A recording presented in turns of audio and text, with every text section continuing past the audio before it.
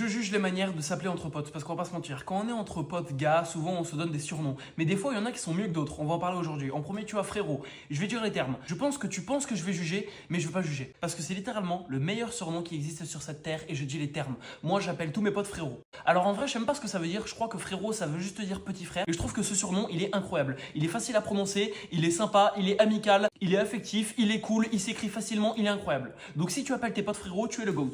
Bon après, t'as frère. Alors en vrai, frère, j'ai rien contre ça. Mais ça fait un peu schlag, tu vois. Genre t'es là, t'appelles ton pote, tu dis hé frère. Franchement, je trouve que ça fait un peu bienvenue en 2015. Tu vois, franchement, c'est un peu à l'ancienne qu'on disait ça. Maintenant, je trouve que c'est un peu démodé. Gros. Alors je pense qu'évidemment, tout le monde connaît ce surnom. Quand t'es là, t'appelles ton pote et tu dis oh gros, il faut que je te raconte un truc. Alors je vais te dire les termes, je ne suis pas gros. Donc tu ne m'appelles pas gros. Qu'est-ce que c'est que ce surnom? Je sais pas d'où il vient ce surnom, non mais no joke hein. On connaît tous ce surnom et il est ultra répandu, mais d'où ça vient? Pourquoi appeler son pote gros et pourquoi pas maigre?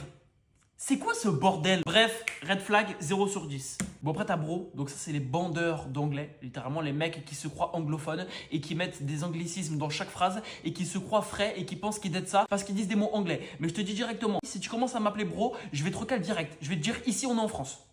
Donc non, il n'y a pas de bro ici, c'est frérot.